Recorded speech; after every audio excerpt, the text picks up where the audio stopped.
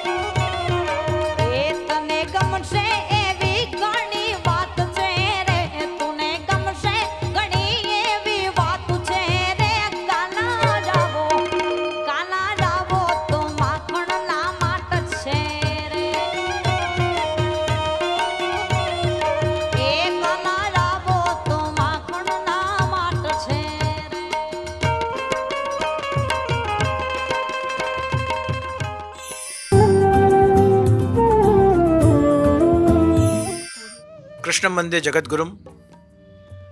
સૌ પ્રથમ તો જીટીપીએલના સૌ દર્શક મિત્રોને શ્રાવણ માસના અને એની પવિત્રતાના સૌને ખૂબ ખૂબ અભિનંદન અને પાવિત્ર્યમય અભિનંદન છે।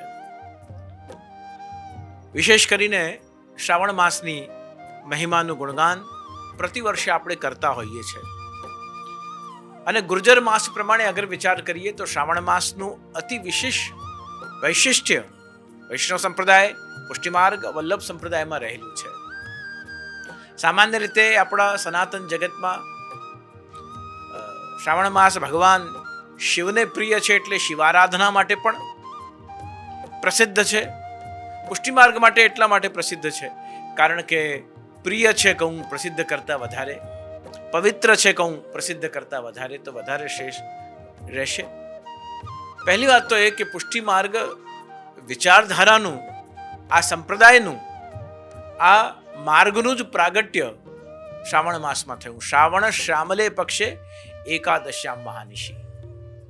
બીજું, શ્રાવણ માસમાં પુષ્ટિમાર્ગના જે આરાધ્ય દેવ છે એવા ભગવાન નંદનંદન પૂર્ણ પુરુષોત્તમ શ્રી હરિ શ્રી કૃષ્ણનો જન્મ પણ શ્રાવણ માસમાં થયો. અને ત્રીજું, જગતગુરુ શ્રીમદ વલ્લભાચાર્યજીને વૈકુંઠમાં નિત્ય લીલામાં ભૂતલ પર પધારીને અને પુષ્ટિ માર્ગ, વિચારધારા અને કૃપાના માર્ગનું સારસ્વત કલ્પમાં થયેલી લીલાઓનું કલયુગના દૈવી જીવોને કઈ રીતે એ અનુભવ થઈ શકે, એ કૃષ્ણાનુભૂતિ થઈ શકે, એના માટેનું જે ભગવદ આદેશ થયો એ પણ આજના મંગલમય શ્રાવણ માસના આ તહેવારોના દરમિયાન જ એ શ્રાવણ માસમાં ભગવદ આજ્ઞા થઈ ભૂતલ ઉપર આવવાની. 7મા મહિને વૈશાખ માસે 7મો મહિનો આવે, 7મા માસમાં શ્રીમદ વલ્લભાચાર્યજીનું પ્રાગટ્ય થશે. એટલે સપ્તમ માસમાં વલ્લભાચાર્યજીનું પ્રાગટ્ય છે, પણ એનું અલૌકિક સંકેત, અલૌકિક પ્રાગટ્ય ભૂતલ ઉપર આવવા માટેનું નિત્ય લીલામાં વલ્લભાચાર્યજીને શ્રાવણ માસમાં પ્રાપ્ત થયું. એટલે પુષ્ટિ માર્ગની સ્થાપના, પુષ્ટિ માર્ગના આરાધ્ય દેવ, ઈષ્ટદેવ શ્રી કૃષ્ણની પ્રાગટ્ય લીલા અને ગુરુદેવ શ્રી મહાપ્રભુજીનું અલૌકિક પ્રાગટ્ય, આ બધું જ 3 ઉત્સવો, 3 મહોત્સવો, 3 વિશેષતાઓ શ્રાવણ માસમાં પુષ્ટિમાર્ગીય દ્રષ્ટિકોણથી રહેલી છે. કલ્યાણ પુષ્ટિ હવેલી અમદાવાદમાં તથા નરોડા શ્રી મહાપ્રભુજી બેઠકજીમાં પૂર્ણ શ્રાવણ માસ દરમિયાન પ્રભુને વિવિધ ઘટાઓ દ્વારા, વિવિધ હિંડોરા દ્વારા સૌંદર્યકરણ હિંડોરાઓને એટલું અદ્ભુત થાય કે જેમાં પ્રભુને બિરાજીને, એ સજાવટમાં બિરાજીને દર્શન આપવાનો આનંદ થાય, બિરાજીને ઝૂલવાનો આનંદ થાય. આ બધું જ જ્યારે શ્રાવણ માસમાં રંગ, રાગ, ભોગ, શૃંગાર, કીર્તન અને વિવિધ રંગોથી ભરેલી આ સમગ્ર સજાવટોનું જ્યારે ઠાકોરજી બિરાજે છે તો પ્રભુને પણ પ્રસન્નતા થાય છે. અને પ્રભુની એ પ્રસન્નતા જોઈને વૈષ્ણવોને, ભક્તોને અને સર્વેને જે પ્રભુના સન્મુખ થાય છે એમને પણ શ્રાવણ માસની આ સુંદરતાનો દર્શન થાય અને ભક્તોના હૃદય પ્રસન્નતાથી ભરપૂર બની જાય છે. તો આપ સૌને આ કલ્યાણ પુષ્ટિ હવેલીમાં નરોડા શ્રી મહાપ્રભુજી બેઠકજીમાં ખૂબ આનંદપૂર્વક પ્રભુના સન્મુખ થાઓ, સૌંદર્યનું અનુભવ કરો અને ભગવત કૃપાને પ્રાપ્ત કરો, એવી શુભેચ્છાઓ સાથે શ્રાવણ માસની આ મહિમાનું ગુણગાન કરીએ એટલું ઓછું છે.